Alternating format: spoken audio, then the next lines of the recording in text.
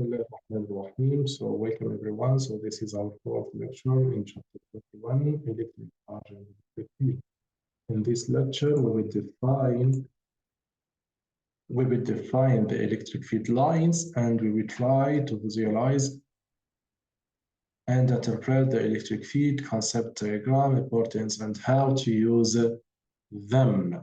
At first, what means electric field lines? An electric field line is an imaginary line or curve whose tangent at any point is the direction of the electric field vector at that point. See the figure below. What means this?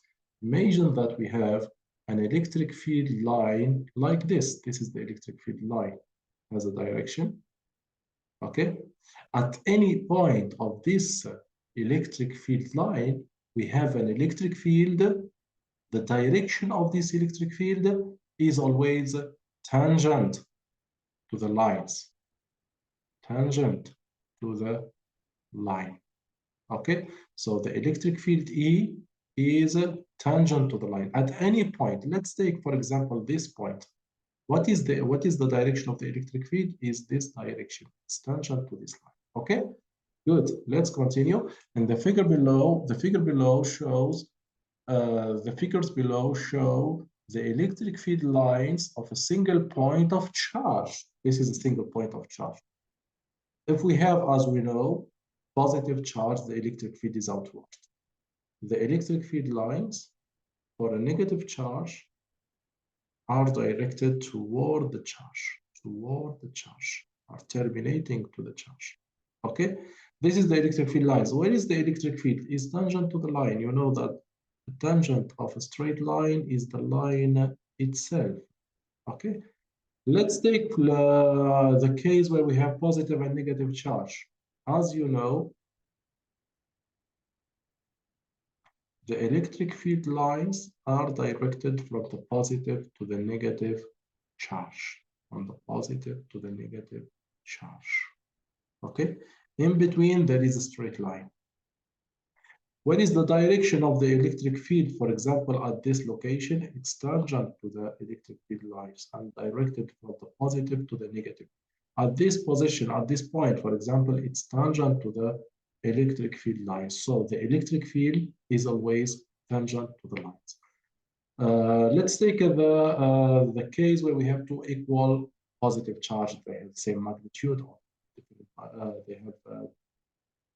they have the same sign, positive or negative and negative. In this case, the electric field line pattern will be as follows.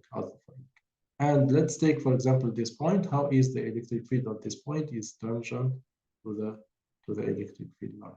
So, as a conclusion, the electric field lines are very important to visualize the electric field. Is important to visualize the electric field. Then let's move to another slide and another property of the electric field lines. And electric field lines are a very useful concept to the visual representation of an electric field configuration. Okay. So let me repeat. The electric field lines are very useful concept for visual representation of an electric field configuration. Now, what is the relation between the electric field and the electric field lines? The electric field vector E is always tangent to the electric field lines at any point. The number of lines now per unit of area through a surface perpendicular to the line is proportional to the strength of the electric field. So the strength of the electric field, that means the magnitude of the electric field of E is proportional to the number of lines. Okay, is proportional to the number of lines per unit of area through a surface perpendicular to the line. Okay, through a surface perpendicular. Let's continue. The lines must begin on positive charge and terminate to the negative charge. Okay, outward from the positive charge, inward to the negative charge. The number of lines drawn is proportional to the magnitude of charge that created the electric field. You see here that the magnitude of our charge is 2q. The magnitude of our charge on the right is q. The number of lines emitted by the plus 2q or by 2q is 1, 2, 3, 4, 5, 6, 7, 8, 9, 10, 11, 12, 13, 14, 15, and 16. So we have 16 line is leaving from 2q. The number of charge terminating to minus q should be the half, because here we have 2q and here we have q. And we said that the number of lines is proportional to the magnitude of the charge. So let's see here if we have 8 or no. Terminating to the charge. 1, 2, 3, 4, 5, 6, 7, and 8. So we are in the correct case. 16 leaving the 2q, 8 terminating to minus q. So here we can say that the number of lines is proportional to the magnitude of the charge. The third property of the electric field lines, the electric field lines never intersect. So this is wrong because two lines intersect. Only one field line can pass through each point. The fourth property is the electric field is stronger where the lines are closer together. Here in this location, the electric field is stronger than this location, and it's stronger than this location. Let's say this is E1, E2, and E3. Why? Because they are close to each other, and these far away from each other. A special case, an electric field line at a point of charge. An electric field line of a dipole. A dipole, we will see in the next lecture, a dipole is positive and negative charges with the same magnitude, separated opposite in sign, separated by a distance d.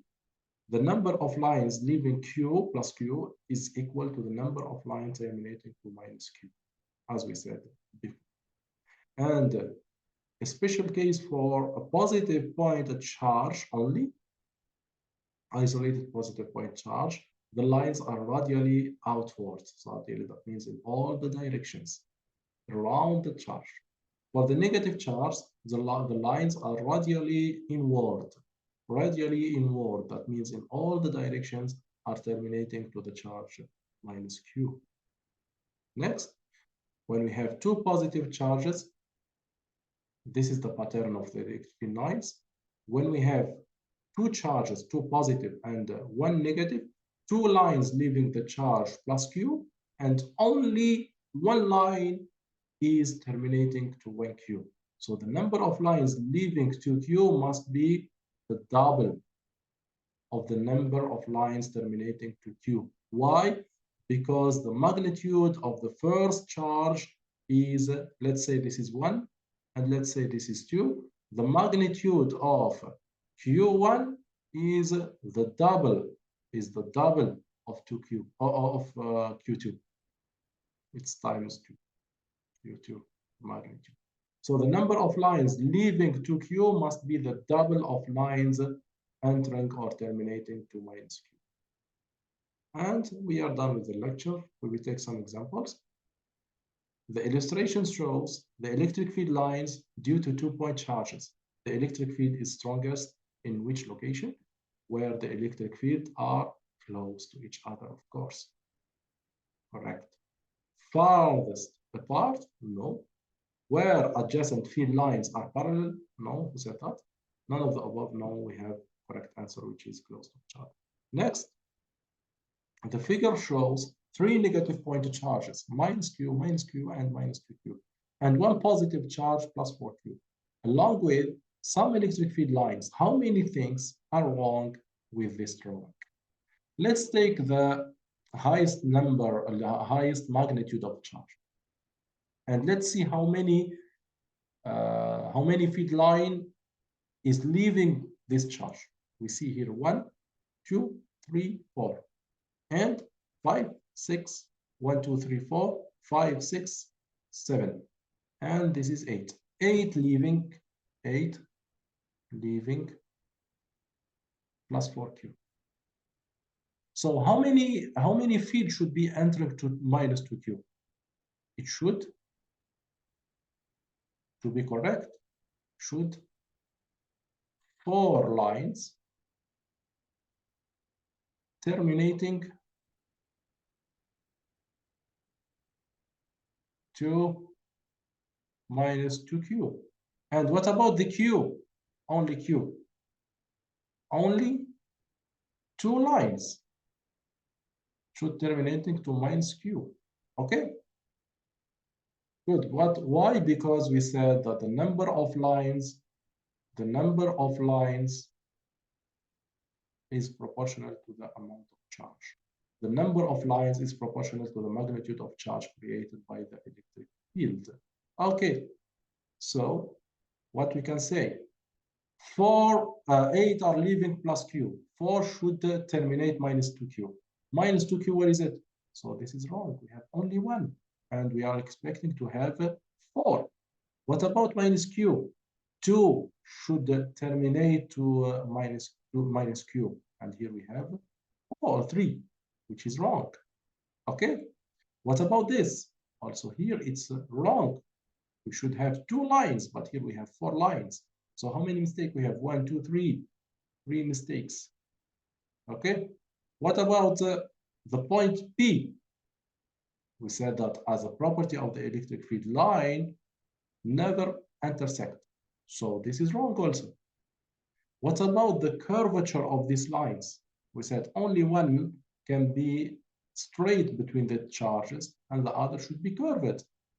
This is also wrong. So how many mistakes we have? 1, 2, 3, 4, 5. Let's see the direction. The direction is respected from positive to negative, is respected from positive to negative, and it's respected from positive to negative. So we have only 5 mistakes in this drawing. Let's move to the last question of this lecture. Consider the 4 electric field lines pattern.